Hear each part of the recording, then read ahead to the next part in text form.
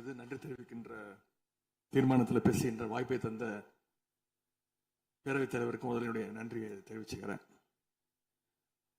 அதுமாதிரி நம்முடைய மாண்பு முதலமைச்சர் அவர்களுக்கு திராவிட முன்னேற்ற கழகத்துடைய சட்டமன்ற உறுப்பினர்கள் அனைவரின் சார்பாகவும் எங்களுடைய பிறந்தநாள் வாழ்த்துக்களையும் நான் தெரிவிச்சுக்கிறேன்.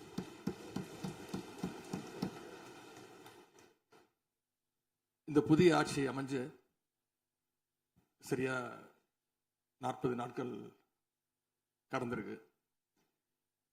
ஆளுநர் உரையின் போது நானும் எங்களுடைய சட்டமன்ற உறுப்பினர்களும் இந்த 40 நாட்கள்ல இந்த அரசு என்னென்ன பணிகள் செஞ்சிருக்கு, ஏதாவது திட்டங்கள் கொண்டு வந்திருக்காங்களா, ஏதாவது சாதனைகள் செஞ்சிருக்காங்களான்னு ஆவலோடு காத்துக்கிட்டு இருந்தோம்.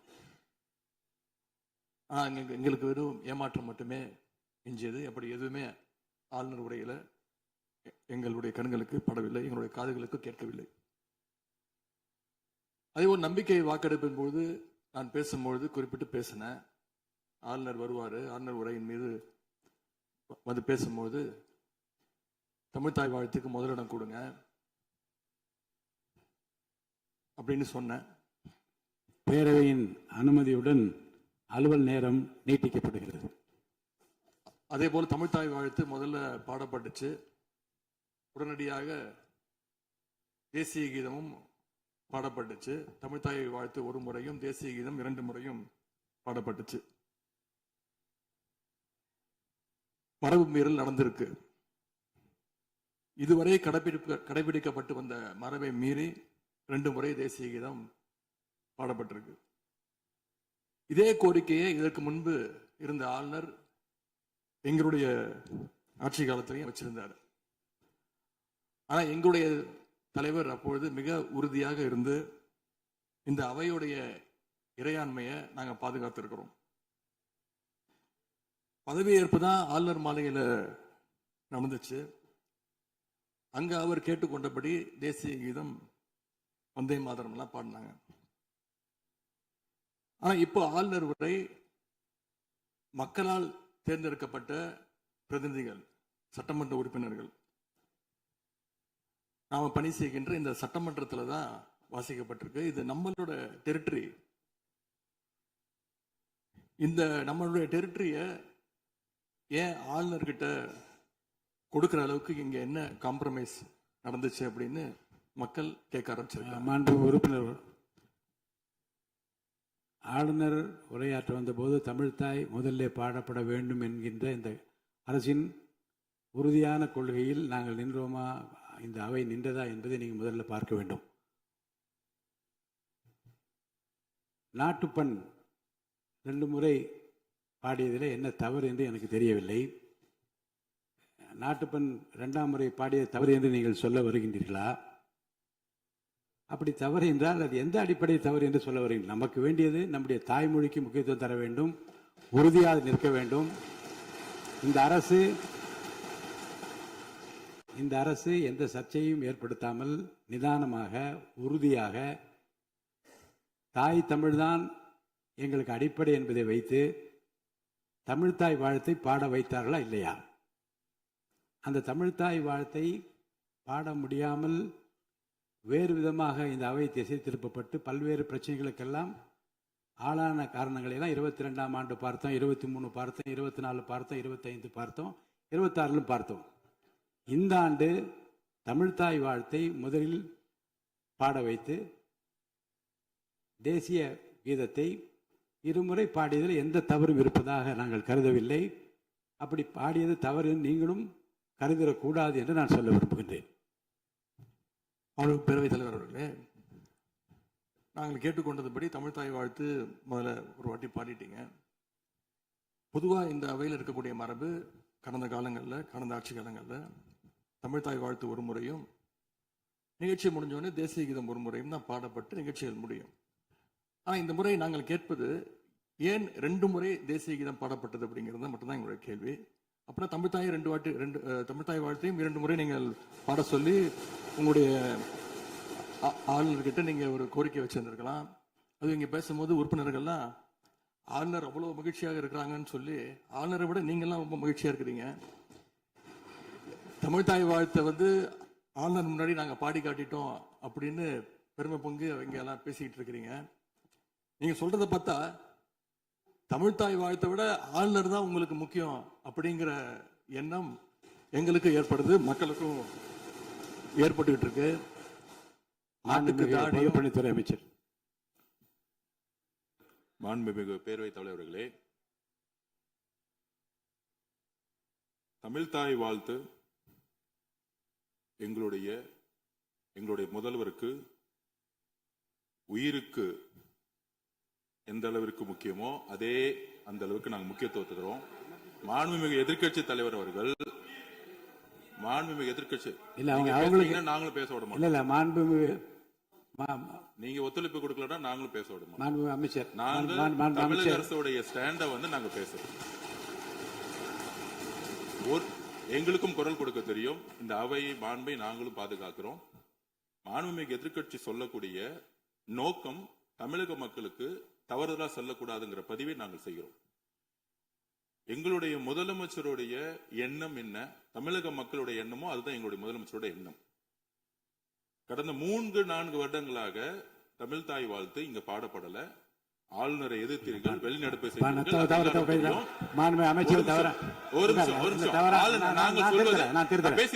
பேசி முடிக்கிறேன். ஆளுநர் முன்பு ஆளுநர் முன்பு மாண்புமிகு அமைச்சர்கள் ஒண்ணு தமிழ்தாய் வாழ்த்து பாடப்பட்டது. இல்ல நான் சொன்னது, நான் கருத்து என்னன்னா ஆளுநர் முன்பு பாடப்பட்டது கிடையாது. அதுதான் நான் சொல்ல வரேன். நான் பேசிடுறேன். ஆளுநர் புறக்கணித்தார், அதற்கு பின்பு பாடப்பட்டது. ஒரு நிமிஷம் நான் பதிவு பண்ணி, ஒரே நிமிஷம் நான் பதிவு பண்ணிடுறேன். நான் எங்களுடைய பதிவை நாங்க பதிவு பண்ணிடுறோம். அதுல சொன்ன வார்த்தைகள் எங்களுக்கு கஷ்டமா இருந்துச்சு. காம்ப்ரமைஸ்ங்கிற வார்த்தை எங்களுக்கு கடினமா இருந்துச்சு. நாங்க திருப்பியும் நாங்க பதிவு பண்ணிக்கிறோம். எந்த விதமான காம்ப்ரமைஸும் கிடையாது. தமிழ்தாய் வாழ்த்தை முதலில் பாடப்பட்டது எங்களுடைய முதலமைச்சருடைய வெற்றி, தமிழக மக்களுடைய வெற்றிங்கிறத நாங்க பதிவு பண்ணி, எந்த காம்ப்ரமைஸும் இங்க நடக்கல. அதை நாங்க பதிவு பண்றோம். உறுப்பினர் பேரவைத் தலைவர்களே, நாங்க மீண்டும் அதான் கேட்கிறோம். தமிழ்தாய் வாழ்த்து ஒரு முறை பாடிட்டீங்க, அதுக்கு வாழ்த்துக்கள். ஏன் தேசிய கீதம் 2 முறை பாடப்பட்டுச்சு? அப்ப ஆளுநர்கிட்ட நீங்க கோரிக்கை வச்சிருக்கனால நீங்க தேசிய கீதம் 2 முறை பாட பண்ணணும்னா நாங்க தமிழ்தாய் வாழ்த்து 2 முறை இல்ல 3 முறை நாங்க போடுவோம்னு சொல்லி அதை நீங்க செஞ்சு காட்டிருக்கணும்.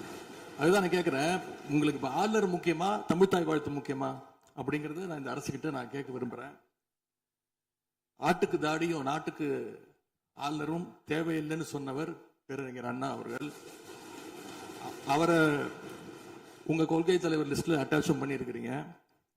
ஆனா இன்னைக்கு ஆளுநரை தலையில வச்சு கொண்டாடிட்டு இருக்கீங்க.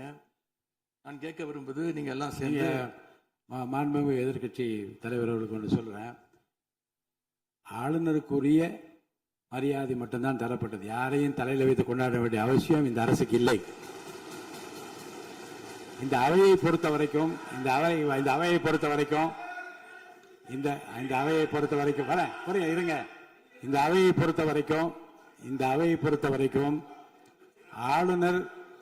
ஆளுநர் இங்கே வருகை தருகிற போது உரிய முறையில் மரியாதையும், இந்த அவையினுடைய விருப்பத்திற்கு ஏற்ப, அவைத் தலைவரின் விருப்பத்திற்கு ஏற்பதான் நிகழ்வு நடைபெறும் என்பதையும் உறுதியாக நின்று தமிழ்தாய் வாழ்த்தை முதலில் பாட வைத்து, தமிழ்தாய் வாழ்த்துக்கு பிறகு தேசிய கீதம் ஒரு முறை அல்ல 2 முறை பாடப்பட்டது.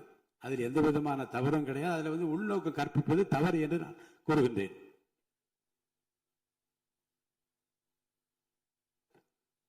பேரவைத் தலைவர் அவர்களே, கலா யதார்த்தத்துக்கும் ஆளுநர் உரைக்கும் மிகப்பெரிய வித்தியாசம் இருக்கின்றது. மிகப்பெரிய வேறுபாடு எங்களுக்கு தெரிகின்றது.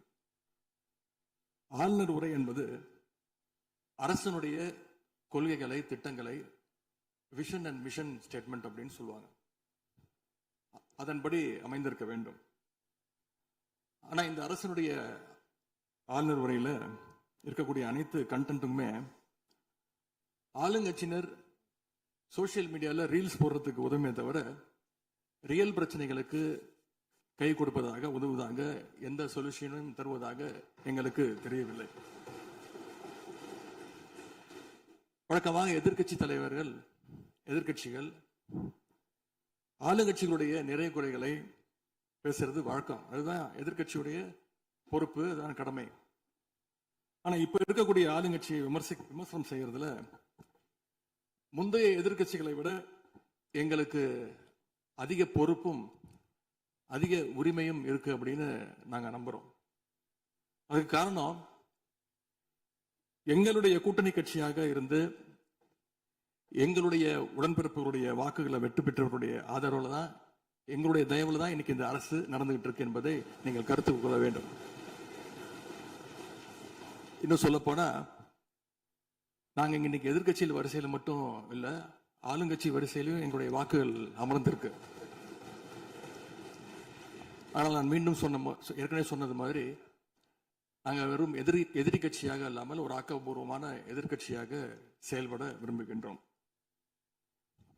அந்த நிலைமையில இன்னைக்கு பல்வேறு பிரச்சனைகளை எடுத்து வைக்க விரும்புகின்றேன். முதல்ல, கடந்த 2 மாதங்களாக எங்களுடைய வேண்டுகோளை ஏற்று கலைஞர் மகளிர் உரிமை தொகையை 15ஆம் தேதி கரெக்டா மகளுடைய அக்கௌண்ட்ல போட்டதுக்கு எங்களுடைய நன்றியை நாங்கள் தெரிவிச்சுக்கிறோம். அதே போல் எங்களுடைய தலைவர் அவர்களால் தொடங்கப்பட்ட முதலமைச்சர் காலை உணவு திட்டம் 1ஆம் வகுப்பிலிருந்து 5ஆம் வகுப்பு வரைக்கும் நாங்கள் கொடுத்துட்டு இருந்தோம்.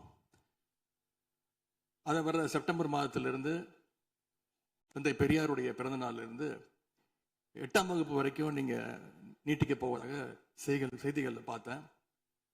எனவே எங்களுடைய திட்டத்தை நீங்கள் இன்னைக்கு எக்ஸ்டெண்ட் பண்ணியிருக்கிறதுக்காக மீண்டும் எங்களுடைய பாராட்டுகளையும் நன்றிகளையும் முதல்ல நான் தெரிவிச்சுக்கிறேன். ஆனா எங்களுடைய முதலமைச்சர் அவர்கள் தொடங்கின நான் முதல்வன் திட்டத்தை நீங்க முடக்கிற முயற்சியில் இறங்கியிருக்கீங்கன்னு கேள்விப்பட்டோம். தமிழ்நாட்டில் இருக்கக்கூடிய ஒவ்வொரு இளைஞர்களும் அவங்களுடைய துறைகள்ல நான் முதல்வன் அப்படின்னு உருவாகணும்னு தான் எங்களுடைய தலைவர் இந்த திட்டத்தை கொண்டு வந்தாங்க. இந்த நான் முதல்வன் திட்டத்தில் மட்டும் பார்த்தீங்கன்னா, கடந்த 4 வருடங்கள்ல 41 லட்சம் மாணவர்கள் இதுல டைரக்டா பெனிஃபிட் அடைஞ்சிருக்கிறாங்க. நான் முதல்வன் திட்டத்தின் மூலம் பள்ளிக்கூடம் செல்லுகின்ற மாணவர்களுக்கு அடுத்து அவங்களுடைய ஹையர் ஸ்டடீஸ் என்ன, எப்படி படிக்கணும், எந்த கோர்ஸ் எடுக்கணும் அப்படின்னு அவங்களுக்கு கைடன்ஸ் கொடுத்துருக்கிறோம். அதே மாதிரி உயர்கல்வி படிக்கின்ற மாணவர்களுக்கு எங்க போய் வேலைக்கு சேரணும், அவங்களுடைய எம்ப்ளாய்மெண்ட் ஸ்டெபிலிட்டியை நாங்க ஸ்ட்ரென்த் பண்ணியிருக்கோம். முக்கியமா நான் முதல்வன் திட்டத்தின் மூலமா யூபிஎஸ்சி மாதிரியான சிவில் சர்வீசஸ் தேர்வுக்கு தயாரிக்கின்ற மாணவர்களுக்கு ஹாஸ்டல் வசதியோட பயிற்சியும் வழங்கப்பட்டிருக்கு. பிரிலிம்ஸ் தேர்வாளர்களுக்கு மாசம் 7,500 ரூபாய், மெயின்ஸ் தேர்வாகிறவங்களுக்கு மாசம் 25,000 ரூபாய் கல்வி ஊக்கத்தொகையை இந்த நான் முதல்வன் திட்டத்தின் மூலம் எங்களுடைய அரசு கொடுத்துச்சு. அது மட்டும் இல்ல, டெல்லிக்கு இன்டர்வியூக்கு போயிட்டு வர்றதுக்கு அவங்களுக்கான போக்குவரத்து கட்டணத்தையும் அந்த செலவையும் அரசே ஏற்றிருக்கு நான் முதல்வன் திட்டத்தின் மூலமாக. சென்ற ஆண்டு மட்டும் தமிழ்நாட்டில் இருந்து யூபிஎஸ்சி கிளியர் பண்ண 60 பேர்ல 56 மாணவர்கள் இந்த நான் முதல்வன் திட்டத்தின் மூலம் பயன்பெற்றவங்க. அதுல இன்னும் குறிப்பிட்டு சொல்லணும்னா, ஆல் இண்டியா லெவல்ல 2nd பிளேஸ் படிச்ச சகோதரி ராஜேஸ்வரி நான் முதல்வன் திட்டத்தில் பயன்பெற்றவங்க. இப்படிப்பட்ட நான் முதல்வன் திட்டத்தை கைவிட வேண்டிய அவசியம் என்ன அப்படிங்கிறது முதலமைச்சர் அவர்கள் தன்னுடைய பதிலுரையில கூற வேண்டும்னு நான் விருப்பப்படுறேன். அதே மாதிரி சமீபத்தில் டெல்லிக்கு போன முதலமைச்சர் அவர்கள் நிதி ஆயோக் கூட்டத்தில் பல்வேறு விஷயங்களை பற்றி பேசியிருக்கிறார். அதுவும் குறிப்பா நம்முடைய தமிழ்நாடு இன்னைக்கு இந்தியாவிலேயே பொருளாதாரத்தில் 2வது பெரிய மாநிலமாக வளர்ந்திருக்கு அப்படிங்க பெருமையா பேசியிருக்கிறார். அது மட்டும் இல்ல, தமிழ்நாட்டில் டாக்டர் கலைஞர் அவர்களால் தொடங்கப்பட்டு எங்களுடைய தலைவர் அவர்களால் வளர்க்கப்பட்ட, அதுவும் கடந்த ஆட்சியில் என்னுடைய கட்டுப்பாட்டில் இருந்த மகளிர் சுய உதவி குழுக்கள் மிகச்சிறப்பாக செயல்படுது அப்படின்னு முதலமைச்சர் அவர்கள் பேசியிருக்கிறாங்க. இந்தியாவிலேயே ஃபேக்டரி ஒர்க்கர்ஸ் இருக்கிற பெண்கள்ல 42%, 42% தமிழ்நாட்டை சேர்ந்தவங்க. அதனால தமிழ்நாட்டில் இருக்கக்கூடிய பெண்கள் முன்னேற்றம், சுகாதாரம் எல்லாமே சிறப்பா இருக்குன்னு நம்முடைய முதலமைச்சர்கள் டெல்லியில சொல்லியிருக்கிறாங்க. திரைப்படங்கள்ல தான் பாத்தீங்கன்னா ஒரே பாட்டுல ஏழையா இருக்கிறவன் ஒரே பாட்டுல 5 நிமிஷத்துல 4.5 நிமிஷத்துல பெரிய பணக்காரன் ஆயிடுவான். ஆனா அது மாதிரி நிஜத்துல ஒரு மாச ஆட்சியில தமிழ்நாடு மாதிரியான மிகப்பெரிய மாநிலத்தை அந்த அளவுக்குலாம் வளர்த்த முடியாது. இந்த சாதனைகள் எல்லாம் யார் ஆட்சி காலத்துல நடந்துச்சுன்னு மக்களுக்கும் தெரியும், மக்களும் பார்த்துக்கிட்டு இருக்காங்க, முதலமைச்சருக்கும் தெரியும். அதே மாதிரி பேரவைத் தலைவர்களே, இந்த ஆட்சியில இன்னொரு பழக்கமும் புதுசா வந்திருக்கு. அதாவது எங்களுடைய திராவிட மாடல் ஆட்சியில நாங்க எடுத்த நடவடிக்கையால ஏதாவது நல்லது நடந்தா உடனே அதுக்கு ஸ்டிக்கர் ஒட்டிடுறாங்க. அது மட்டும் இல்ல, ஃபர்ஸ்ட் டைம் எவர் இன் தி ஹிஸ்டரி அப்படின்னு சொல்லிடுறாங்க. அப்படி சொன்ன சில ஃபேக் நியூஸ், தவறான தகவல்களை நான் குறிப்பிட விரும்புறேன். பஸ்ல மூத்த குடிமக்கள் கட்டணமில்லா பயணம் மேற்கொள்ள, மூத்த குடிமக்கள், பள்ளி மாணவர்கள் அவங்க எல்லாம் கட்டணம் இல்லாம பயணம் மேற்கொள்ள இந்த ஆட்சியில தான் முதல்ல அந்த திட்டம் கொண்டு வரப்பட்டது அப்படின்னு ஃபேக் நியூஸ் பரப்பிட்டாங்க. இதெல்லாம் ஏற்கனவே இருக்கக்கூடிய திட்டங்கள், எங்களுடைய ஆட்சியில கொண்டு வரப்பட்ட திட்டங்கள். அது மட்டும் இல்ல, அரசு பள்ளியில வழங்கப்படுகின்ற ஸ்கூல் பேக்ல முதலமைச்சரோட புகைப்படம் இல்லாம இப்பதான் முதல்ல வழங்குறோம் அப்படின்னு, ஃபர்ஸ்ட் டைம் இந்த ஹிஸ்டரி அப்படின்னு டேக் போட்டு ஃபேக் நியூஸை தொடர்ந்து பரப்பிட்டு இருக்கிறாங்க. இதெல்லாம் எங்களுடைய திராவிட முன்னேற்ற கழகம், எங்களுடைய திராவிட மாடல் அரசுல எங்களுடைய முதலமைச்சர் கொண்டு வந்த திட்டங்கள். இப்படி இவங்க ஸ்டிக்கர் ஒட்டின லிஸ்ட் மிகப்பெரிய லிஸ்ட். இன்னொரு முக்கியமான விஷயம் பத்தி இந்த நேரத்தில் பதிவு செய்ய விரும்புறேன். அறநிலையத்துறையின் அசையும் மற்றும் அசையா சொத்துக்களின் வருவாய் இடம்பெற்றதுதான் அதோடைய சாராம்சம்.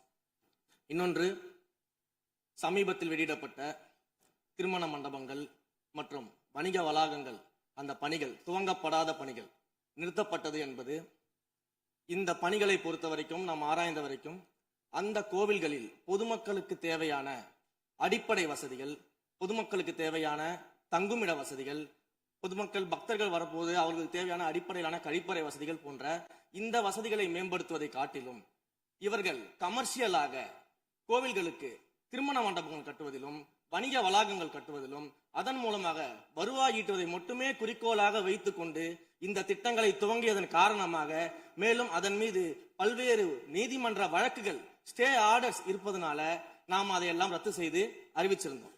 இதற்கு ஒரே ஒரு உதாரணமாக,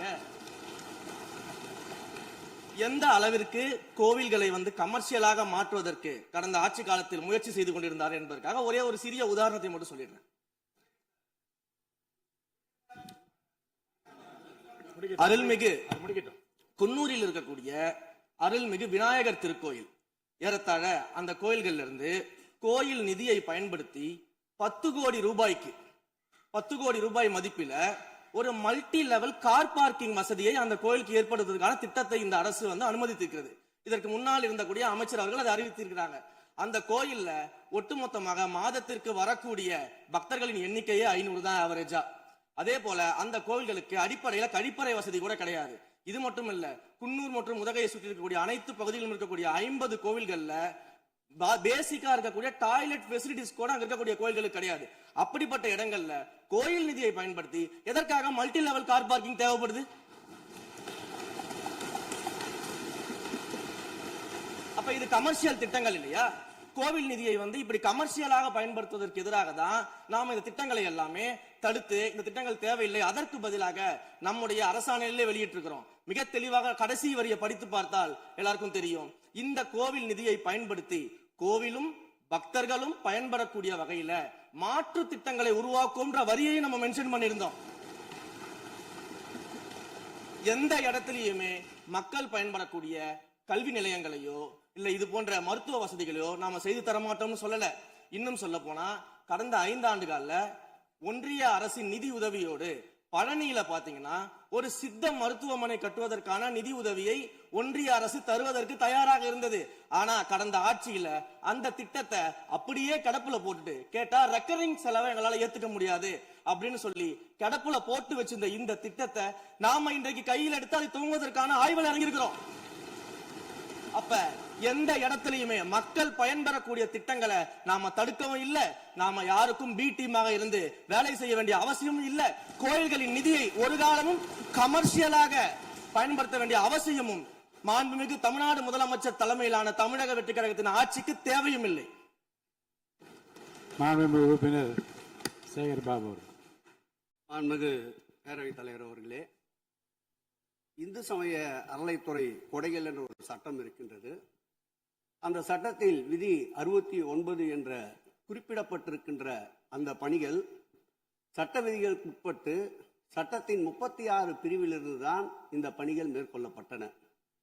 குறிப்பாக ஏதோ அமைச்சரே முடிவு செய்து திருமண மண்டபங்களையும் வணிக வளாகங்களையும் ஏற்படுத்துவதற்கு உத்தரவிட்டதாக மாண்புமிகு அமைச்சர் அவர்கள் அவைக்கு உண்மைக்கு புறம்பான தகவலை தந்து கொண்டிருக்கின்றார்.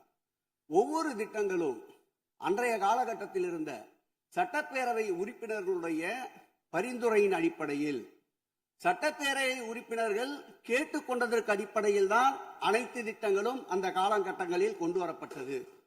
அதோடு மட்டுமல்ல, உறுப்பினர் அவர்கள் குறிப்பிட்டு கூறினார், குன்னூரிலே மல்டி லெவல் கார் பார்க்கிங் கொண்டு வரப்பட்டது என்று.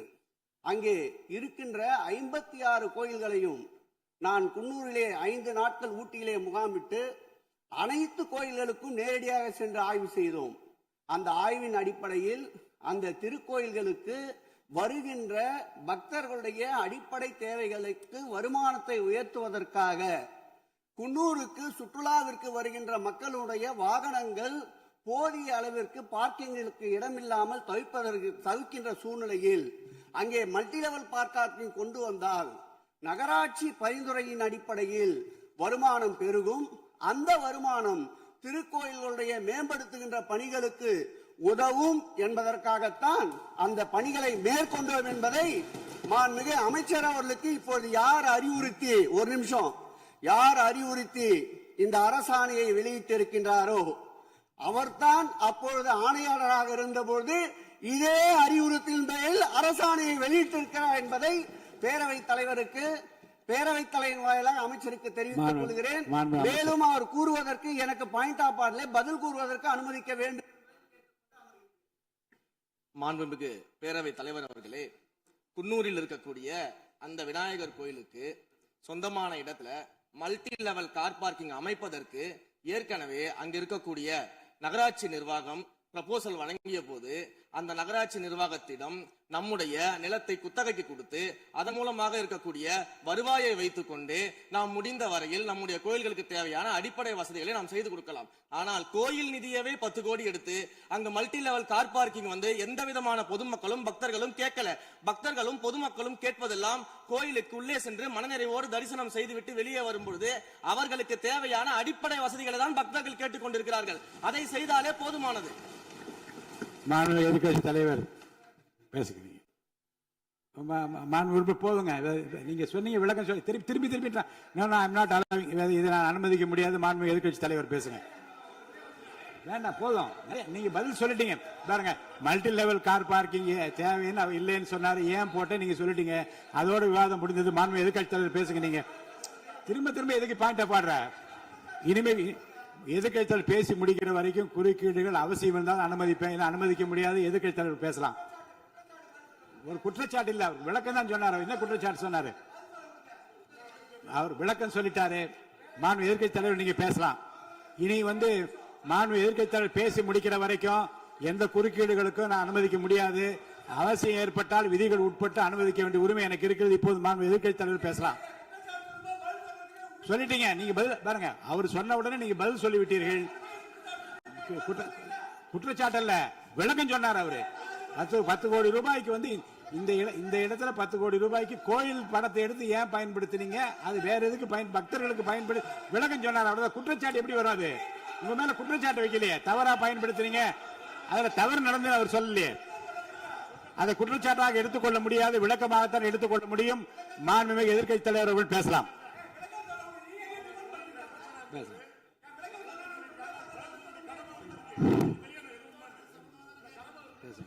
அவை முன்னவர்.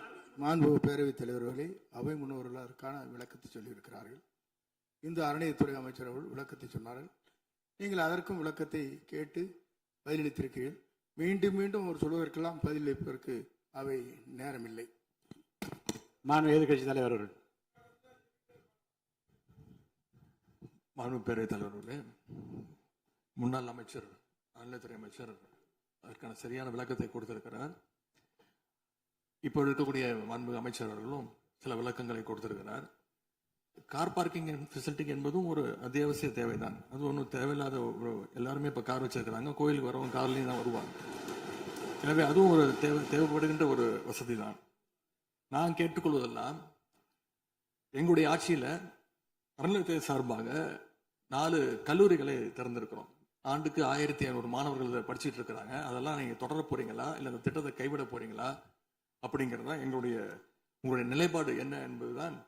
மாண்புமிகு உறுப்பினர் சொல்லிட்டார். அதாவது ஏற்கனவே கல்லூரிகள் மற்ற அமைப்பில் எந்த விதமான தடையெல்லாம் அதையும் நாங்கள் தொடருவோம் என்ற வார்த்தை அவர் பேசும்போது குறிப்பிட்டிருக்கிறார். நன்றி. மாண்பு பேரவைத் தலைவர் அவர்களே, தமிழ்நாட்டில் இருக்கக்கூடிய 12 மாநகராட்சிகளிலும் தூய்மை பணி செய்வதை தனியார் மயம் செய்ய போகிறதாக தொலைக்காட்சிகளையும் பத்திரிகைகளையும் தொடர்ந்து செய்திகள் வந்து கொண்டிருக்கிறது. கடந்த காலத்துல போராடிய தூய்மை பணியாளர்கள் எல்லாம் நேரில் சந்திச்சிருக்கார் இன்றைய முதலமைச்சர் அவர்கள். ஆட்சிக்கு வந்ததும் தூய்மை பணியாளர்கள்லாம் பணி நிரந்தரம் செய்வோம் அப்படின்னு அப்போ வாக்குறுதியும் கொடுத்திருக்கிறாரு. ஆனா இன்னைக்கு சொன்னதுக்கு நேர் எதிராக தனியார் மயம் அப்படின்னு செய்திகள் வந்து கொண்டிருக்கிறது. இதற்கும் முதலமைச்சர் அவர்கள் அவருடைய பதில் உரையில விளக்கத்தை தர வேண்டும் என்று கேட்டுக்கொள்கின்றேன்.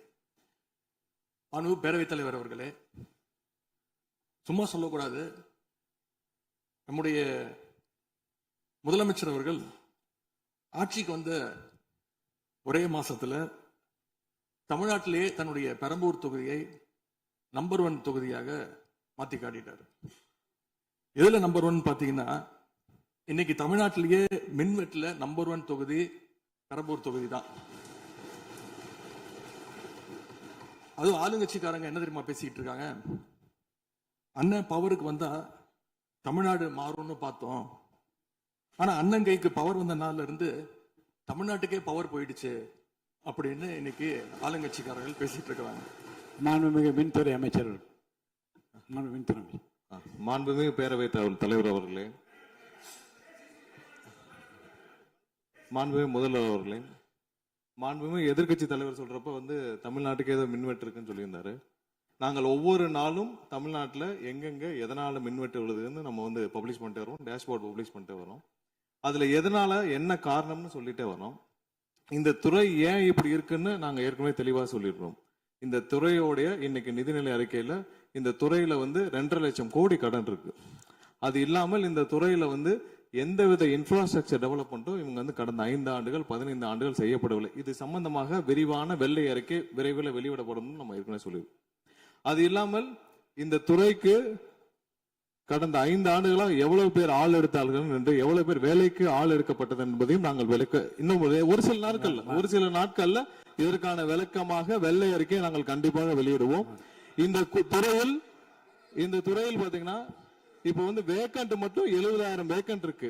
இது எல்லாம் சீரமைத்து இந்த ஒரு வாரமாக 10 நாட்களாக மொத்தம் 125 குழுக்கள் அமைக்கப்பட்டிருக்கு. இந்த துறையில நம்ம எதனால இந்த மின்வெட்டுகளை சரி செய்ய 125 குழுக்கள் அமைக்கப்பட்டு 500 பேர் வெளியிலிருந்து கான்ட்ராக்ட்லாம் எடுக்கப்பட்டு எங்கெங்கெல்லாம் மின்வெட்டுகள் இருக்கோ அது சரி செய்யப்பட்டிருக்கு. கடந்த ஒரு வாரமா நீங்க பார்த்திருப்பீங்க. ஒவ்வொரு நாளும் எதனால் மின்சாரம் தட்டுப்படுதுன்னு சொல்லி பப்ளிஷ் பண்ணிட்டே இருக்கோம். பொதுவாக குற்றச்சாட்டுகள் சொல்லுவதை தவிர்த்து விட்டு எங்க ஸ்பெசிபிக்கா எந்த நாள்னு சொல்லிட்டு பெரம்பூர்ல அதான் சொல்றோமே, பெரம்பூர்ல எத்தனை முறை மின்சாரம் தட்டுப்படுச்சு, எதனால தட்டுப்படுச்சு, எவ்வளவு நேரத்தில் அது சீர் செய்யப்பட்டது, சரி செய்யப்பட்டதுன்னு பார்த்திருக்கோம். எங்கெங்கெல்லாம் ஃபியூஸ் திருட்டுகள் நடக்கப்பட்டதோ அவர்களெல்லாம் கைது செய்யப்பட்டிருக்கிறார்கள். அதே மாதிரி வேற எங்கெல்லாம் சிசிடிவி இல்லாத இடத்தில் இருக்குதோ அங்கெல்லாம் ரோந்து பணிகள் அதிகரிக்கப்பட்டிருக்கு. கடந்த 10 நாட்களாக எங்கெங்கெல்லாம் தேவையில்லாமல் மின்வெட்டுகள் ஏற்படுத்தப்பட்டதோ, ஓவர்ஃப்ளோ லோடு அதிகமாக அனுப்பப்பட்டு அதெல்லாம் உடனடியாக சீரமைக்கப்பட்டிருக்கு. ஒவ்வொரு நாளும் குறைஞ்சது 50 to 55 இடத்துல மின்சாரம் தட்டுப்பாடு அங்கங்க மின்வெட்டு ஏற்படுது. சோ அதுல 35 இடத்துக்கு கீழேயாவது 1 மணி நேரத்துக்குள்ள சரி செய்யப்பட்டு வருகிறது. அதுக்கான டேஷ்போர்டுக்கு தெளிவாக எதிர்க்கட்சி தலைவர் பார்த்து விட்டு பேசினால் நன்றாக இருக்கும். மாண்புமிகு முன்னாள் அமைச்சர் மாண்பு உறுப்பினர் செந்தில் பாலாஜி அவர்கள். மாண்புமிகு பேரவைத் தலைவர்களே, எங்களுடைய எதிர்க்கட்சி தலைவர்கள் சொன்னார்கள் மின்வெட்டு சம்பந்தமாக. இப்போதைய அமைச்சர் அவர்கள் அது குறித்து கருத்துக்களை சொன்னார்கள். கடந்த 5 ஆண்டுகளில் சீரான மின் விநியோகத்திற்கு 393 துணை மின் நிலையங்கள் அறிவிக்கப்பட்டு அதற்கான பணிகள் பெரும்பான்மையாக முடிக்கப்பட்டு பயன்பாட்டிற்கு கொண்டு வரப்பட்டிருக்கின்றன. ஒவ்வொரு ஆண்டும் தேவைக்கேற்ப கூடுதல் மின் தேவை ஏற்படுகின்ற பொழுது அதற்கான ஏற்பாடுகள் செய்யப்பட்டு புதிய மின் உற்பத்தி திட்டங்கள் வரை அறிவிக்கப்பட்டு அது செயல்பாட்டுக்கு கொண்டு வரப்பட்டிருக்கின்றன. ஏறத்தாழ 90,000 மின்மாற்றிகள் கடந்த 5 ஆண்டுகளில் புதிதாகவும் பழுந்தடைந்ததும் மாற்றி சீரமைக்கப்பட்டன. ஒரு அமைச்சர்கள் ஒரே நிமிஷம் சொல்லி முடிச்சார். அதாவது ஒவ்வொரு ஆண்டும் கூடுகின்ற பொழுது மின் தேவை கூடுகின்ற பொழுது அதற்கான ஏற்பாடுகளை நிர்வாக ரீதியாக செய்ய வேண்டியது அரசினுடைய கடமை. ஒரு அரசு பொறுப்பேற்ற பிறகு முதல் முறையாக அந்த அரசினுடைய துறையினுடைய உயர் அதிகாரிகளை அழைத்து ஆய்வு கூட்டங்களை நடத்தி என்னென்ன குறைபாடுகள் இருக்கின்றன அதை எப்படி நிவர்த்தி செய்யலாம் என்பது களையெடுக்க வேண்டியது அரசினுடைய கடமை, துறையினுடைய கடமை. எனக்கு தெரிந்தவரை இதுவரை மின்துறையில் அந்த மின் விநியோகத்தில் இருக்கக்கூடிய துறையினுடைய அதிகாரிகள் ஆய்வு கூட்டங்கள் வரை இதுவரை நடைபெறவில்லை. அதைத்தான் அங்கு பணியாற்றக்கூடியவர்கள் சொல்கின்றார்கள். இப்பொழுது இருக்கக்கூடிய பணியாளர்களை வைத்துத்தான் கடந்த 5 ஆண்டுகளும் மிக சிறப்பாக எந்தவித மின் தடையும் இல்லாமல் சீரான மின் விநியோகம் வழங்கப்பட்டன.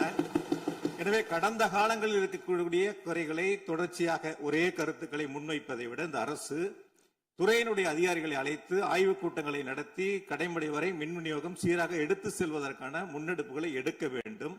எங்களுடைய எதிர்க்கட்சி தலைவர் துணை முதலமைச்சராக இருந்த பொழுது அவருடைய சேப்பாக்கம் திருவல்லிக்கேணியிலேயே பல்வேறு மின் திட்டங்களை தங்களுடைய திருக்கரங்களால் தொடங்கி வைத்திருக்கின்றார்கள்.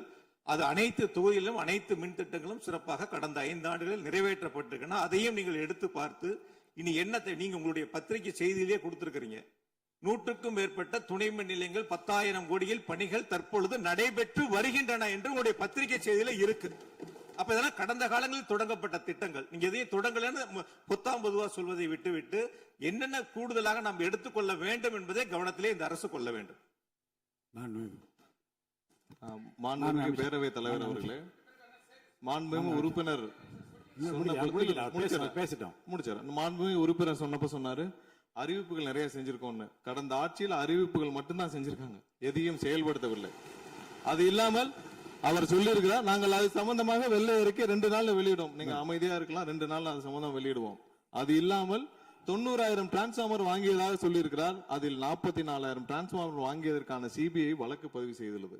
அதுல அவங்க வாங்கின லட்சணம், எந்த லட்சணத்தில் அந்த டிரான்ஸ்பார்மர் வாங்கப்பட்டது அப்படின்னு தெரியும். அது இல்லாமல் அதற்கு முன்னால் இருந்த மின்சாரத்துறை அமைச்சர் அங்கே அமைதியா உட்கார்ந்து இருக்கிறார். முன்னால் இருந்த மின்சாரத்துறை அமைச்சர் அமைதியா உட்கார்ந்து இருக்கிறார். இது தேவையற்ற விவாதத்தை எழுப்ப வேண்டாம். 2 நாட்கள்ல வெள்ளை அறிக்கை வெளியிடப்படும். அதற்கப்புறம் மின்சாரத்துறை மானிய கோரிக்கை சம்பந்தமாக அடுத்து மின்சாரத்துறை மானிய கோரிக்கை வரும்பொழுது தெளிவாக பேசிக் கொள்ளலாம். ஏற்கனவே நீங்கள் செஞ்ச எல்லாமே எவ்வளவு தூரம் டிரான்ஸ்பார்மர் வாங்குனீங்க எல்லாமே சிபிஐல 3 வருடம் கடுமையான போராட்டத்திற்கு அப்புறம் சிபிஐல வழக்கு இருக்கு. எல்லாம் விரிவாக மின்சாரத்துறை மானிய கோரிக்கை பேசிக்கலாம். 2-3 நாட்களில் வெள்ளை அறிக்கை வெளியிடப்படும், அப்போது பேசிக் கொள்ளலாம். வழக்கு விசாரணை உள்ளதை பற்றி மாண்பு அமைச்சர் பேசியது நீக்கப்படுகிறது. லட்சணம் என்ற வார்த்தை நீக்கப்படுகிறது. மாண்பு எதிர்கட்சி தலைவர் அவர்கள் இனி குறுக்கீடுக்கு அனுமதி இல்லை. மாண்பு எதிர்கட்சி தலைவர் இன்னைக்கு அவங்க பேசி முடிக்கணும். மாண்பு எதிர்கட்சி தலைவர் சரி விடுங்க. என்ன சொல்லுங்க, சீர்கமா சொல்லுங்க.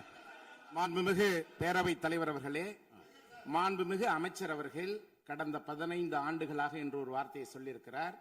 கடந்த 15 ஆண்டுகளுக்கு முன்பாக மாண்புமிகு இதய தெய்வம் புரட்சி தலைவி அம்மா அவர்கள் தமிழகத்துடைய முதலமைச்சராக இருந்த பொழுது தமிழகத்தை மின் மிகை மாநிலமாக மாற்றி தமிழ்நாட்டிற்கு தேவையான மின் உற்பத்தியை விட அதிகமாக உற்பத்தி செய்து அண்டை மாநிலங்களான கேரளா, கர்நாடகா, ஆந்திரா போன்ற மாநிலங்களுக்கு மின்சாரத்தை விற்பனை செய்த மாநிலம் தமிழ்நாடு என்பதை இந்த அவையிலே பதிவு செய்கிறேன்.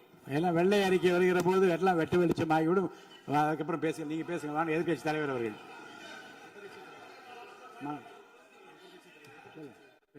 மாண்பு உறுப்பினர். மாண்பு பேரவைத் தலைவர்களே, மாண்புமிகு மின்துறை அமைச்சர் ஊடகங்களை நல்லா சிறப்பாக கையாளுறவர் கொஞ்ச நாள் அமைதியா இருக்காருன்னு பார்த்தா இன்னைக்கு இங்கேயும் அந்த முயற்சி எடுத்திருக்கிறாரு. எத்தனை கோடி கடன் இருக்கிறது இன்னைக்கு நேற்று இல்லை. இது சேவைத்துறை, போக்குவரத்துறை, மின்துறை, இதெல்லாம் சேவைத்துறை. லாப நட்டம் பார்க்குற விஷயம் இல்லை. கடன் இருந்தாலும் பொதுமக்களுக்கு மின்சாரம் சென்று சேர்கிறதாங்கிறது முக்கியமான பிரச்சனை. கடந்த 5 ஆண்டுகள்ல இந்த பிரச்சனை இல்லாம இதே கடனோடு இதே ஊழியர் பற்றாக்குறையோடு தான் செயல்படுத்தினோம்.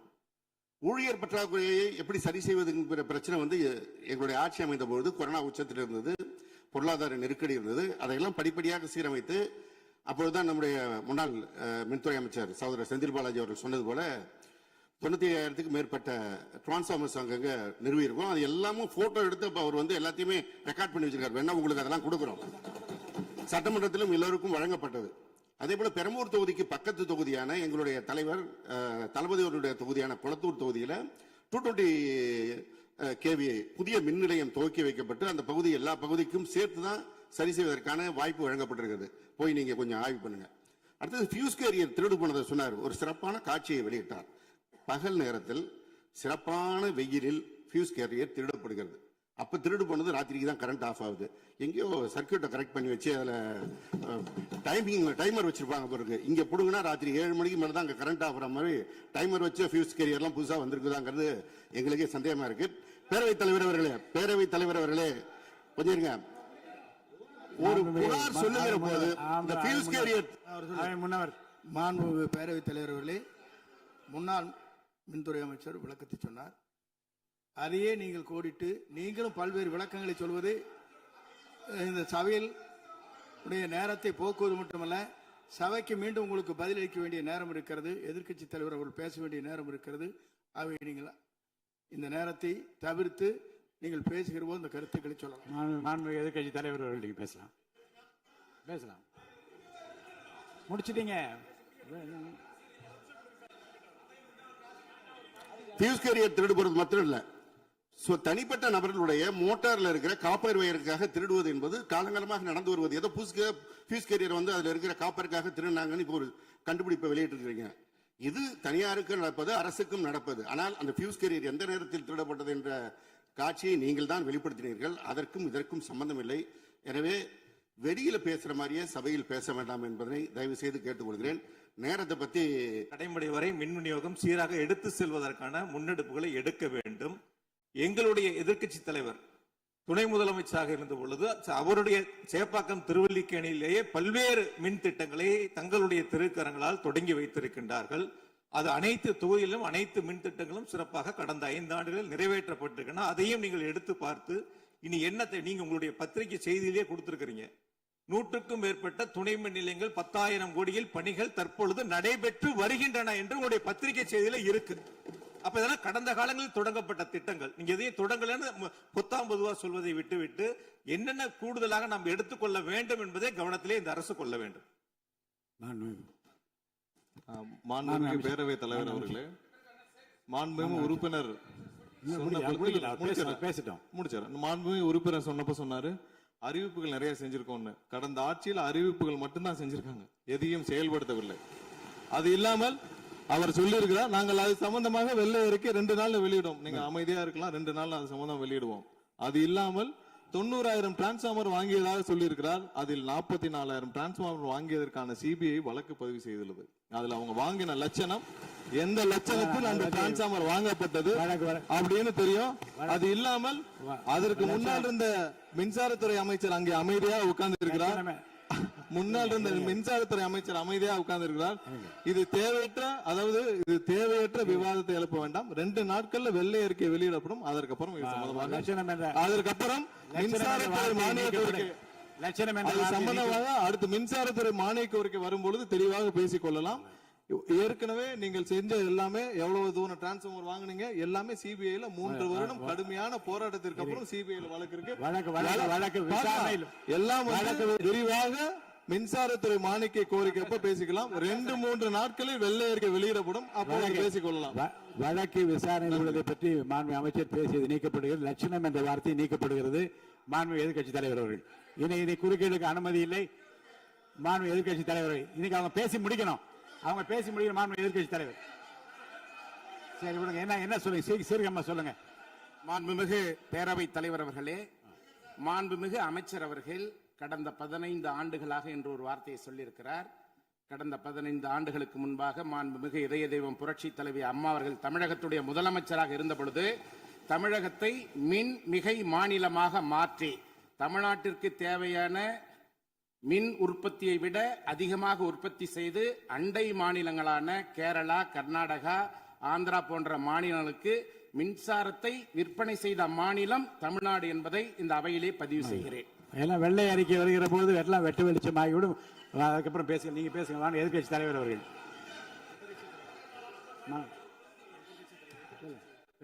மாண்புமிகு உறுப்பினர். மாண்புமிகு பேரவைத் தலைவர்களே, மாண்புமிகு மின்துறை அமைச்சர் ஊடகங்களை நல்ல சிறப்பாக கையாளுறவர். கொஞ்ச நாள் அமைதியா இருக்காருன்னு பார்த்தா இன்னைக்கு இங்கேயும் அந்த முயற்சி எடுத்திருக்கிறாரு. எத்தனை கோடி கடன் இருக்கிறது இன்னைக்கு நேற்று இல்லை. இது சேவைத்துறை, போக்குவரத்துறை, மின்துறை, இதெல்லாம் சேவைத்துறை. லாப நட்டம் பார்க்குற விஷயம் இல்லை. கடன் இருந்தாலும் பொதுமக்களுக்கு மின்சாரம் சென்று சேர்கிறதாங்கிறது முக்கியமான பிரச்சனை. கடந்த 5 ஆண்டுகள்ல இந்த பிரச்சனை இல்லாம இதே கடனோடு இதே ஊழியர் பற்றாக்குறையோடு தான் செயல்படுத்தினோம். ஊழியர் பற்றாக்குறையை எப்படி சரி செய்வதுங்கிற பிரச்சனை எங்களுடைய ஆட்சி அமைந்த பொழுது கொரோனா உச்சத்தில் இருந்தது, பொருளாதார நெருக்கடி இருந்தது. அதையெல்லாம் படிப்படியாக சீரமைத்து அப்பொழுதுதான் நம்முடைய முன்னாள் மின்துறை அமைச்சர் சகோதரர் செந்தில் பாலாஜி அவர்கள் சொன்னது போல 95,000க்கு மேற்பட்ட டிரான்ஸ்ஃபார்மர்ஸ் அங்கங்க நிறுவியிருக்கோம். அது எல்லாமும் போட்டோ எடுத்து அவர் எல்லாத்தையுமே ரெக்கார்ட் பண்ணி வச்சிருக்காரு. வேணா உங்களுக்கு அதெல்லாம் கொடுக்குறோம். சட்டமன்றத்திலும் எல்லோருக்கும் வழங்கப்பட்டது. அதே போல பெரம்பூர் தொகுதிக்கு பக்கத்து தொகுதியான எங்களுடைய தலைவர் தளபதி அவருடைய தொகுதியான குளத்தூர் தொகுதியில் 220 kVA புதிய மின் நிலையம் துவக்கி வைக்கப்பட்டு அந்த பகுதி எல்லா பகுதிக்கும் சேர்த்து தான் சரி செய்வதற்கான வாய்ப்பு வழங்கப்பட்டிருக்கிறது. போய் நீங்க கொஞ்சம் ஆய்வு பண்ணுங்க. அடுத்தது ஃபியூஸ் கேரியர் திருடு போனதை சொன்னார். ஒரு சிறப்பான காட்சியை வெளியிட்டார். பகல் நேரத்தில் சிறப்பான வெயிலில் ஃபியூஸ் கேரியர் திருடப்படுகிறது. அப்ப திருடு போனது ராத்திரிக்கு தான் கரண்ட் ஆஃப் ஆகுது. எங்கேயோ சர்க்கியூட்டை கரெக்ட் பண்ணி வச்சு அதுல டைமர் வச்சிருப்பாங்க பிறகு. இங்க புடுங்கினா ராத்திரி 7 மணிக்கு மேல தான் அங்க கரண்ட் ஆஃப் ஆகிற மாதிரி டைமர் வச்சு ஃபியூஸ் கேரியர்லாம் புதுசா வந்திருக்குதாங்கிறது எங்களுக்கே சந்தேகமா இருக்கு. பேரவைத் தலைவர் அவர்களே கொஞ்சம் இருங்க. ஒரு புகார் சொல்லுகிற போது இந்த ஃபியூஸ் கேரியர் மாண்புமிகு பேரவைத் தலைவர் அவர்களே, முன்னாள் மின்துறை அமைச்சர் விளக்கத்தை சொன்னார். அதையே நீங்கள் கோடிட்டு நீங்களும் பல்வேறு விளக்கங்களை சொல்வது இந்த சபையில் உடைய நேரத்தை போக்குவது மட்டுமல்ல, சபைக்கு மீண்டும் உங்களுக்கு பதிலளிக்க வேண்டிய நேரம் இருக்கிறது. எதிர்க்கட்சி தலைவர் அவர்கள் பேச வேண்டிய நேரம் இருக்கிறது. ஆகவே நீங்கள் இந்த நேரத்தை தவிர்த்து நீங்கள் பேசுகிற போது இந்த கருத்துக்களை சொல்லலாம். எதிர்க்கட்சி தலைவர் அவர்கள் நீங்க பேசலாம். முடிச்சிட்டீங்க.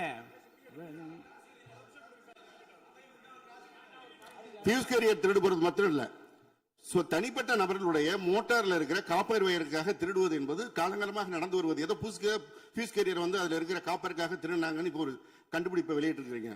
இது தனியாருக்கு நடப்பது, அரசுக்கும் நடப்பது. ஆனால் அந்த ஃபியூஸ் கேரியர் எந்த நேரத்தில் திருடப்பட்டது என்ற காட்சியை நீங்கள் தான் வெளிப்படுத்தினீர்கள். அதற்கும் இதற்கும் சம்பந்தம் இல்லை. எனவே வெளியில பேசுற மாதிரியே சபையில் பேச வேண்டாம் என்பதை தயவு செய்து கேட்டுக்கொள்கிறேன். நேரத்தை பத்தி அவை முன்னவர் சொன்னீங்க. நம்முடைய அவைத்தலைவர் தான் 50 நிமிஷமா பேசிட்டு இருக்காரு. நாளில் ஒரு பகுதி நேரம் அண்ணன் தான் பேசிட்டு இருக்காரு. அப்படி திருப்பி பேசுங்க. மாண்புமிகு எதிர்க்கட்சி தலைவர் அவர்களே, அவைத்தலைவரை பற்றி சொல்லவே கூடாது, சபையில் இடம்பெறக்கூடாது என்பதை தெரிவித்துக் கொள்கிறேன். எதிர்க்கட்சி தலைவர் அவர்கள். மாண்புமிகு பேரவைத் தலைவர் அவர்களே, நான் கேட்டுக்கொள்வதெல்லாம் நீங்க இந்த மின்வெட்டு பிரச்சனையால தமிழ்நாட்டை இருட்டாக்கி முதலீடுகளை கோட்டை விட்டுறாதீங்கன்னு தான் உங்களை எல்லாம் கேட்டுக்கொள்கின்றேன். அதே மாதிரி நம்முடைய மின்சாரத்துறை அமைச்சர் 2 நாட்கள் பொறுமையா இருங்கன்னு சொல்லும்போது எனக்கு அடுத்த 2 நாட்களுக்கு தமிழ்நாட்டில் மின்சாரம் இருக்குமா இல்லையா, இல்லை நாங்கள் எல்லாமே பொறுமையா இருக்கணும்னு அதை சிம்பாலிக்கா சொல்றாரா அப்படிங்கிற சந்தேகம் எனக்கு இருக்கு. இன்னைக்கு எங்க பார்த்தாலும் அறிவிக்கப்படாத ஒரு மின்வெட்டாக இருக்கு. குடும்பங்கள்லாம் குழந்தைங்களை கூப்பிட்டு சாலை மறியலில் ஈடுபட்டு இருக்கிறாங்க. சில நாட்களுக்கு முன்பு எங்களுடைய திராவிட முன்னேற்ற கழகத்தின் சார்பாக ஒரு பொதுக்கூட்டம் அம்பத்தூர்ல ஒரு பொதுக்கூட்டம் ஏற்பாடு பண்ணியிருந்தோம். அங்க எங்களுடைய முன்னாள் அமைச்சர் இப்போ சட்டமன்ற உறுப்பினர் அண்ணன் தங்கம் தென்னரசு அவர்கள் சிறப்பு பேச்சாளராக போயிருந்தார். அவர் பேச ஆரம்பிச்சோடனே கரண்ட் கட் ஆயிடுச்சு. 30 நிமிஷம் வரைக்கும் காத்திருந்து நாங்க என்ன பண்ணிட்டோம், பொதுக்கூட்டத்தை அரசுக்கு எதிரான ஒரு ஆர்ப்பாட்டமா மாத்தி, கரண்டே வரல, ஆர்ப்பாட்டமா நடத்தி முடிச்சிட்டோம். அது மட்டும் இல்லை, இன்னைக்கு தமிழ்நாட்டில் பல்வேறு இடங்கள்ல, திருவண்ணாமலையில கிரிவல பாதையில மக்கள் போறப்போ தினசரி பவர் கட் பண்றாங்க. அவங்களுடைய பாதுகாப்பை இன்னைக்கு ஒரு மிகப்பெரிய ஒரு கேள்விக்குறியா ஆக்கி வச்சிருக்கு இந்த அரசு. செங்கல்பட்டு அருகே சூனாம்பேடுல கருப்பாயி அப்படிங்கிற 75 வயது மூதாட்டி, அவங்க உடம்பு சரியில்லை, வீட்டில் வெண்டிலேட்டர் சப்போர்ட்ல இருந்தப்போ பவர் கட் ஏற்பட்டு மூச்சு திணறி இறந்து போயிட்டாங்க. பவர் இல்லைன்னு தொகுதி எம்எல்ஏட்ட போய் கேட்கலான்னு பார்த்தா எம்எல்ஏ யாருன்னு மக்களுக்கு தெரியல. நிறைய பேருக்கு இங்க இருக்கக்கூடிய எல்லாம், நான் தவறா சொல்ல, எல்லாமே புதுமுகங்கள். நமக்கே பாரு இப்ப வெளில பார்க்கும்போது இவர் எம்எல்ஏவா இல்லையா அப்படின்னு தெரியல, உள்ள வந்தா தான் தெரியுது. முன்னெல்லாம் புயல் மழை நேரத்துல ஸ்கூலுக்கு லீவ் விடுவாங்க. ஆனா இந்த ஆட்சி அமைஞ்ச பிறகுதான் முதல் முறையா கரண்ட் இல்லைன்னு ஸ்கூல்ஸ்க்கு லீவ் விட ஆரம்பிச்சிருக்காங்க. சென்னை, பெரம்பூர் மற்றும் வியாசர்பாடியில கடந்த ஜூன் 9ஆம் தேதி அன்னைக்கு 4 தனியார் பள்ளிகளுக்கு கரண்ட் இல்லைன்னு லீவ் விட்டாங்க. முன்னாடி மழை வர்றப்பெல்லாம் ஸ்கூல் பசங்க டிவி ஆன் பண்ணி இன்னைக்கு ஸ்கூல் இருக்கா இல்லையான்னு தெரிஞ்சுப்பாங்க. ஆனா இப்பெல்லாம் டிவி ஆன் பண்ண முடியலன்னு தெரிஞ்சுக்கிறாங்க, சரி இன்னைக்கு கரண்ட் இல்லை, இன்னைக்கு ஸ்கூல் லீவ் தான் அப்படின்னு. ஸோ ஒரு மிகப்பெரிய ஒரு அட்வான்ஸ் டெக்னாலஜி இந்த அரசு உருவாக்கி இருக்கு. எதிர்கட்சியான எங்க பொதுக்கூட்டத்தில் தான் பவர் கட் ஆகுதோன்னு நான் கூட நினைச்சிட்டு இருந்தோம், வருத்தப்பட்டோம். ஆனா அமைச்சரவையில இடம்பெற்றிருக்கக்கூடிய விடுதலை சிறுத்தைகள் கட்சியுடைய தலைவரான அண்ணன் திரு தொல் திருமாவளவன் அவர்களும் பவர் கட்ல பாதிக்கப்பட்டிருக்கிறார். விடுதலை சிறுத்தைகள் கட்சியுடைய தலைமையகத்துக்கு முன்னாள் ஒன்றிய அமைச்சர் முன்னாள் அமைச்சர் அண்ணன் ப சிதம்பரம் அவர்கள் போயிருக்காரு. ஒரு உள்ள போனோடனே கரண்ட் கட் ஆயிடுச்சு. கிட்டத்தட்ட 1 மணி நேரம் 2 பேரும் இருட்டிலே உட்காந்து பேசியிருக்கிறாங்க. கரண்ட் வருமா வராதான்னு, ஏசி ஓடல, வேர்த்து கொட்டி 2 பேரும் பேசிட்டு இருந்திருக்காங்கன்னு அண்ணன் திருமா அவர்களே பதிவு போட்டிருக்கிறார். இந்த ஆட்சியில தமிழ்நாட்டுடைய தலைநகரத்துக்கு இதுதான் நிலைமை. பவர்ல ஷேரிங் கொடுத்த ஆளுங்கட்சியால அவங்க அமைச்சரவையில் இருக்கக்கூடிய கட்சியுடைய அலுவலகத்துக்கு பவர் கொடுக்க முடியாம இன்னைக்கு தடுமாறிட்டு இருக்கிறாங்க. ஏன் இன்னும் சொல்ல போனா 2 நாளைக்கு முன்னாடி ஆளுங்கட்சியோட ஹெட் ஆபீஸ்லயே கரண்ட் கட் ஆயிடுச்சு. அப்போ அங்க வந்தவங்க எல்லாம் ஆளுங்கட்சியா இருந்தும் பனையூர்லயே பவர் இல்லையேன்னு புலம்பிட்டு போனதாக தகவல் வந்திருக்கு. ஆக மொத்தம் இன்னைக்கு தமிழ்நாடு லிட்டரலா ஒரு இருட்டுல மூழ்கி கிடக்குது. மின்வெட்டால இன்னைக்கு பல நிறுவனங்கள் முடங்கி போயிருக்கு. குறிப்பா எம்எஸ்எம்இன்னு சொல்லப்படுற குறு சிறு நிறுவனங்கள் எல்லாம் என்ன பண்றதுன்னு தெரியாம புலம்பிட்டு இருக்கிறாங்க. ஏற்கனவே மேட்டூர்ல ஜூன் 12ஆம் தேதி நீங்க தண்ணி திறந்து விட்டுருக்கணும், திறந்து விடல. மின்வெட்டால மோட்டார் பம்ப் செட் மூலமும் விவசாயம் பண்ண முடியலன்னு விவசாயிகள் இன்னைக்கு போராடிட்டு இருக்கிறாங்க. மின்வெட்டுக்கு ஒவ்வொரு நாளும் ஒவ்வொரு விளக்கத்தை இந்த அரசு சார்பாக கொடுத்துட்டு இருக்கிறீங்க. லோடு அதிகமா இருக்குன்னு சொன்னாங்க. இன்னும் ஒரு படி மேல போய் இன்னைக்கு ஃபியூஸ் கேரியர் எடுத்துட்டு போயிடுறாங்கன்னு சொல்லிட்டு இருக்கிறாங்க. இப்படி சொன்னதும் இந்த ஆட்சிக்கு வெளியில இருந்து ஆதரவு கொடுக்கக்கூடிய மார்க்சிஸ்ட் கம்யூனிஸ்ட் கட்சியை சேர்ந்த எழுத்தாளர் திரு ஆதவன் தீட்சணை அவர்கள் ஒரு பதிவு போட்டிருக்கிறார். என்ன தெரியுமா எழுதியிருக்கிறாரு? கேரியரின் உச்சத்தில் ஆரம்பித்து டிஃபன் கேரியர்ல போய் நின்று இன்னைக்கு ஃபியூஸ் கேரியர்ல முடிந்திருக்கக்கூடிய ஆட்சி அப்படின்னு திரு ஆதவன் தீட்சணை எழுத்தாளர் மார்க்சிஸ்ட் கம்யூனிஸ்ட் கட்சி அவர் சேர்ந்தவர் பதிவு போட்டிருக்கிறார். பவர் கட்டுக்கு இவங்க சொல்ற காரணங்கள் எதையுமே மக்கள் ஏத்துக்கலன்னு தெரிஞ்சதும் இவங்களோட வழக்கமான ஒரு ஆயுதத்தை கையில் எடுத்துட்டாங்க. என்ன தெரியுமா அது ஆயுதம்? எல்லாத்துக்கும் திமுக தான் காரணம் அப்படின்னு சொல்றது. இப்ப பவர் கட்டுக்கும் திமுக தான் காரணம்னு சொல்ல ஆரம்பிச்சுட்டாங்க. இப்படி பழி போடுறதுல காட்டுற வேகத்தை பவரை மீண்டும் கொண்டு வரதுல காட்டினா கொஞ்சம் சிறப்பா இருக்கும். எங்க ஆட்சியில ஏற்படாத மின்வெட்டு இந்த ஆட்சியில தொடர்ந்து இவ்வளவு அதிகமாக ஏற்பட என்ன காரணம்? அரசுடைய நிர்வாக திறமையின்மையா, இல்ல உண்மையிலேயே ஏதாவது டெக்னிக்கல் இஷ்யூஸ் இருக்கா? அப்படி ஏதாவது இருந்தா அதை தீர்க்க இந்த அரசுக்கு இன்னும் எத்தனை நாள் தேவைப்படும்? இந்த நிலைமை தொடராம இருக்க என்ன நடவடிக்கை எடுக்க போறீங்கன்னு முதலமைச்சர் அவர்கள் தன்னுடைய பதிலுரையில சொல்லணும். ஒரே ஒரு ஆறுதல், ஒரே ஒரு மகிழ்ச்சியான செய்தி என்னன்னா, ஆளுநர் உரையின் பொழுது சட்டமன்றத்தில் பவர் கட் ஆகல. அதுக்கு இந்த அரசை பாராட்டலான்னு நான் நினைச்சேன். அப்படி நினைக்கும் போது பாத்தீங்கன்னா சட்டசபை நிகழ்ச்சியை லைவ்ல கட் பண்ணிட்டாங்க. இன்னைக்கு லைவ்ல வந்துட்டு இருக்கா அப்படின்னு எனக்கு தெரியல, கொடுத்துருக்கிறதா சொன்னாங்க. பணு பேரவைத் தலைவர் அவர்களே, எங்களுடைய திராவிட மாடல் ஆட்சி நடந்தப்போ 5 வருஷமும் நாங்க குறுவை சாகுபடிக்காக மேட்டூர்ல இருந்து சொன்ன தேதியில தண்ணீர் திறந்து விட்டுருக்கிறோம். ஆனா புதிய அரசு ஆட்சிக்கு வந்திருக்கக்கூடிய இந்த சமயத்துல மேட்டூர் அணையில நீர் திறக்கிற அளவுக்கு அங்க தண்ணீர் இல்லை.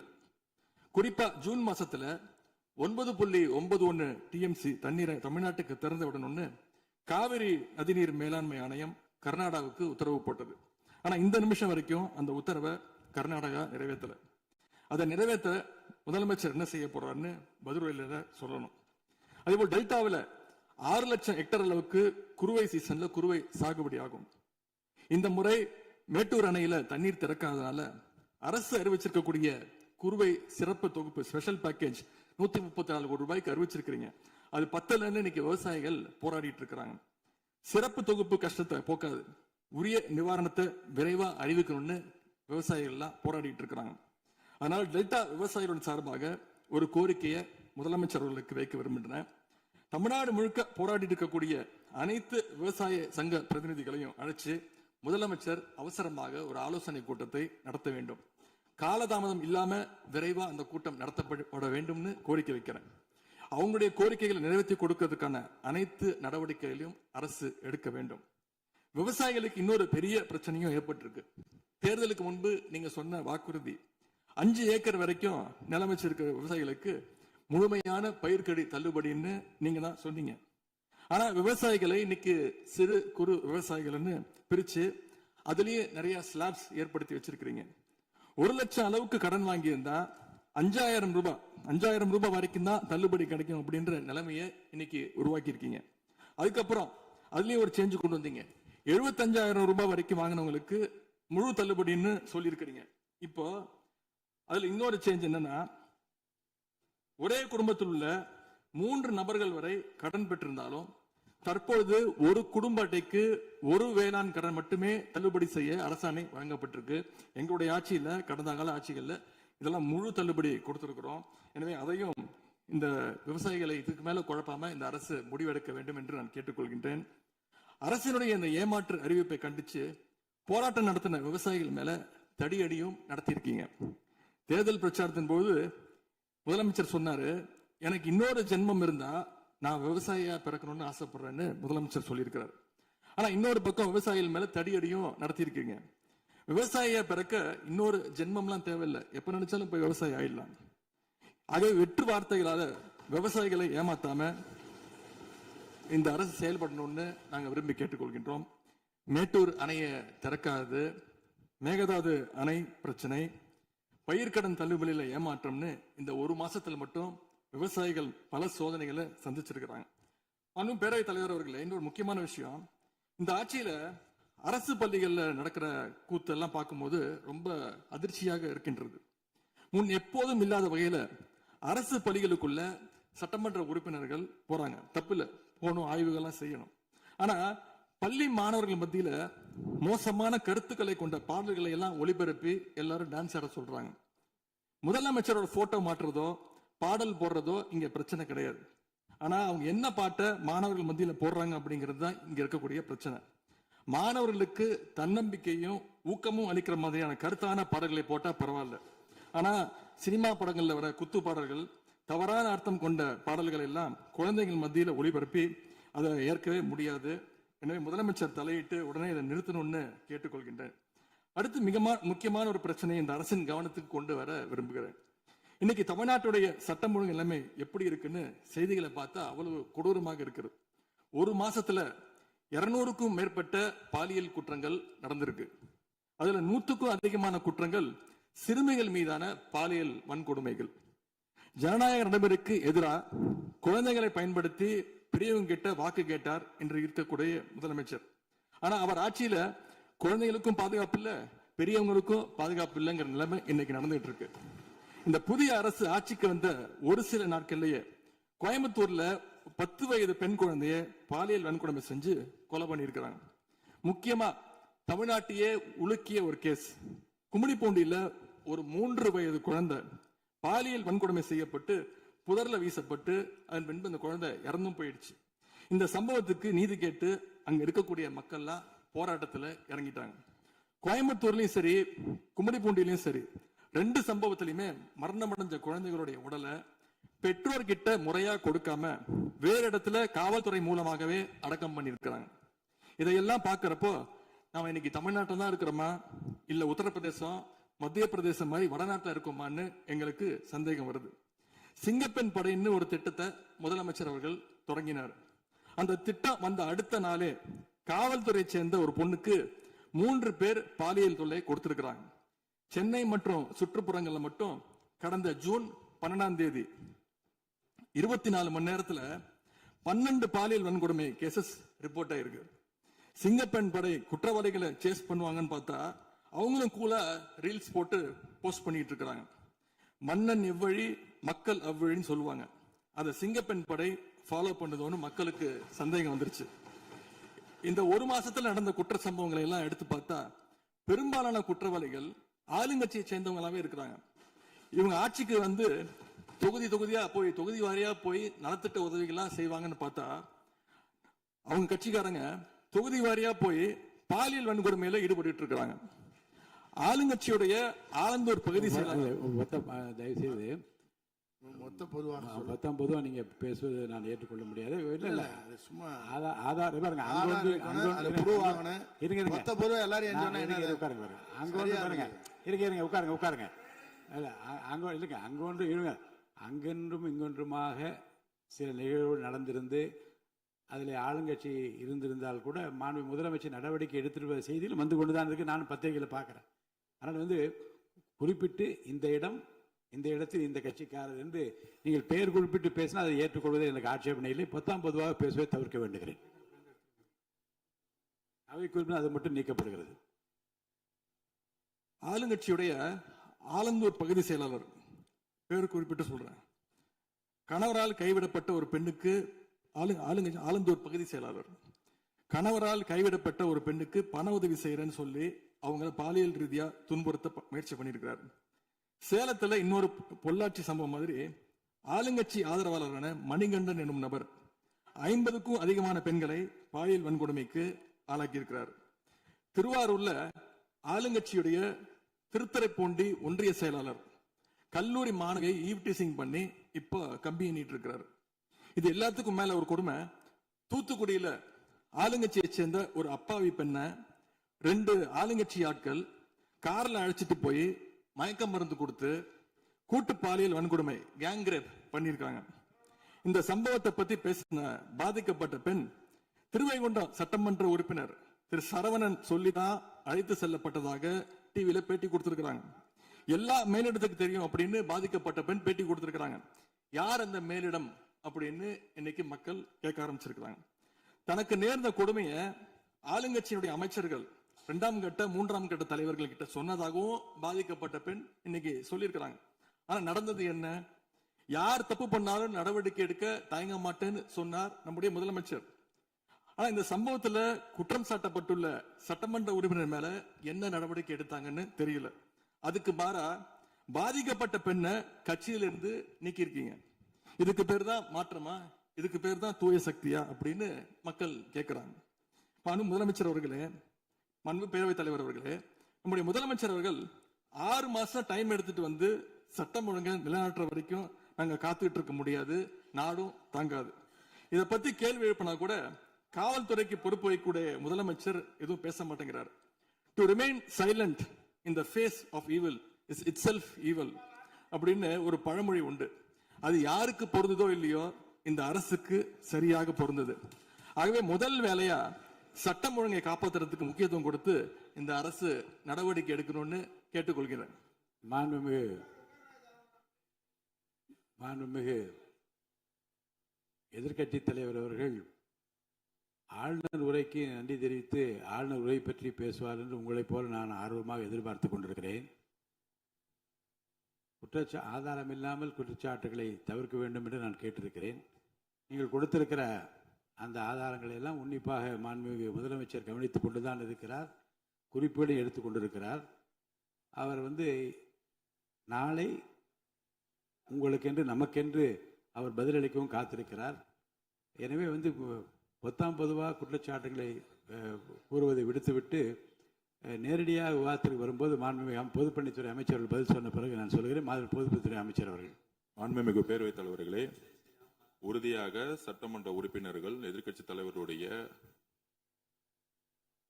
அனைத்து கருத்துக்களுக்கும் மாண்புமிகு முதலமைச்சர் அவர்கள் நாளைக்கு பதில் சொல்ல போறாரு. அதற்கு முன்பு ஒரே ஒரு குறிப்பு. ஏன்னா போன ஆட்சியில துணை முதலமைச்சரா எதிர்க்கட்சி தலைவர் இருந்தாரு.